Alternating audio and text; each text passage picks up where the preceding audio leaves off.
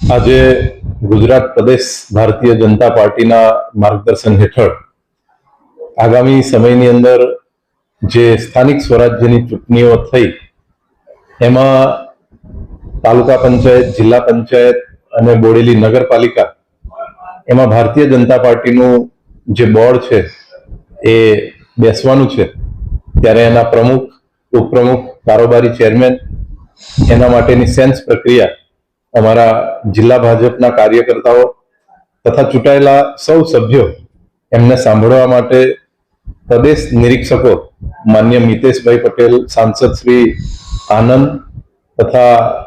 અન્ય બે એમના સાથીદાર એ સાંભળવા માટે આવ્યા છે. અને દરેક જે ઉમેદવારો છે